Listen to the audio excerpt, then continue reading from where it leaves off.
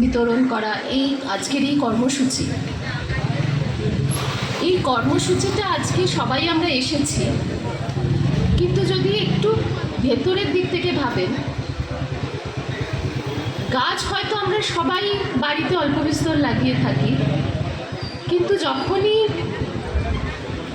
পরিবেশের কথা ভাবি বা যখনই আমরা কোনো ডেভেলপমেন্টের কথা ভাবি, সব থেকেই প্রথমে মাথায় আসে কি যখনই কোনো রাস্তা হচ্ছে গাছগুলোকে কেটে ফেলো। আগামী দিনে সেই ছেলেটি ঘর থেকে বেরোতে পারবে তো 10 বছর পরে? 10 বছর পরে ওই ছেলেটা ঘর থেকে বেরোতে পারবে না। আপনি তো পারবেনই না, আপনার সন্তানটাও পারবে না। সময় নেই। যা গরম পড়েছে, যে ধরনের পলিউশন, রাস্তাঘাটে ধুলো ময়লা, প্রচুর গাড়ি বেড়ে গেছে, এইগুলো বাচ্চাদের নাকের মধ্যে ঢুকছে, আস্তে আস্তে প্রবেশ করছে, আর সেগুলো আমরা হাঁপিয়ে যাচ্ছি। পরিচালনায় জোশিপিং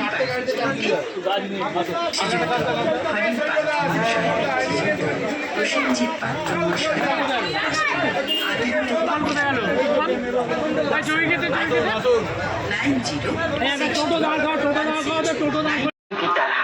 থাকবে বিভিন্ন ধরনের শিশু আম জাম সকলের প্রাণীত্ব নিতে হবে। যেখানে যে কোনো জায়গায় খালি পাবেন পার্টনারশিপের কার্যক্রমে বিগত বছরগুলোর মধ্যে এবছর উদ্যোগ নিয়েছে বৃক্ষরোপণ।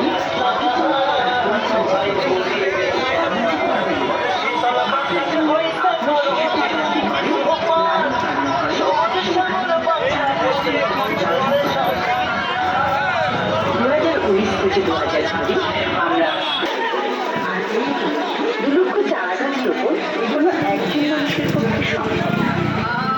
আমরা সব সরকারের উপর সকলে সুস্থ থাকুন।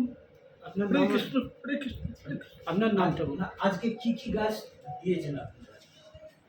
শাল, সেগুন, মেহগিনি, আম, জাম, কাঁঠাল, চন্দন আর আরো 2-3 রকমের বিভিন্ন গাছ। ধরনের গাছ। বিভিন্ন রকমের গাছ আছে। সেটা ঘরের আমি একটু আবেগপ্রবণ হয়ে গেছি, ক্ষমা করবেন। এই সমস্ত গাছকে কেন বেছে নিলেন? গত বছর এক ধরন ছিল, তার মধ্যে অনেক কিছু। এই গাছগুলো শুধু আমাদের দেশের শিশুকে, সন্তানকে সুস্থ রাখবে না, আমার দেশের প্রজন্মকে আরো, আমাদের দেশকে ভবিষ্যতে উন্নতি করবে। একটা সেগুন গাছ যদি আমি 60 বছর পরে কাটি, সেই গাছটা যে টাকাটা দেবে, একটা মেহগনি গাছ যে 60 বছর পরে যে টাকাটা দেবে, একটা চন্দন গাছ 60-70 বছর পরে যে টাকাটা আসবে, এটা আমার দেশের সম্পদ, ভারত বাংলার সম্পদ, দেশের সম্পদ। গত বছর 1 লক্ষ দিয়েছে। কি করব সেটা আমি ঠিক এই মুহূর্তে বলবো না, তবে যদি আমি সুস্থ থাকি, ভালো থাকি, আগামী বছর 4 লক্ষ করার চেষ্টা করব এবং সমাজকে জাগাবো যে আপনারাও আসুন। আমি 4 লক্ষ, 1 লক্ষ, 2 লক্ষ, 4 লক্ষ করেছি। আগামী দিনে আপনারা এগিয়ে আসুন। যদি আমি সুস্থ থাকি, ভালো থাকি, তো সকলকে নিয়ে করব। দাদা, যারা এই গাছকে, দেখুন, আমি এটা আপনাদের মাধ্যমে বলবো যে যারা গাছগুলোকে সুস্থ রাখবেন, ভালো রাখবেন, গাছগুলো বাঁচাবেন, সেই ছবি আমাকে পাঠাবেন। আমরা সেগুলো দেখবো, চিন্তা ভাবনা করে সারা সুস্থ রেখেছে, ভালো রেখেছে, তাদের জন্য একটা প্রাইজ আমরা দেব। তাদেরকে ডাকবো, চিঠির মাধ্যমে ডাকবো, ডেকে তাদের প্রাইজ দেবো। সেটা কতদিনে কিভাবে পাঠাবে, কি? হ্যাঁ, এটা আমাকে 1 বছর পরে, মানে যে সময় গাছটা লাগালেন সেই ডেটটা লিখে রেখে দেন। আজকে যেমন আজকে ডেটটা গাছ দিয়েছে, আমি তো গাছটা দেবো 4 মাস সময় লাগবে আমাদের গাছটা দিতে।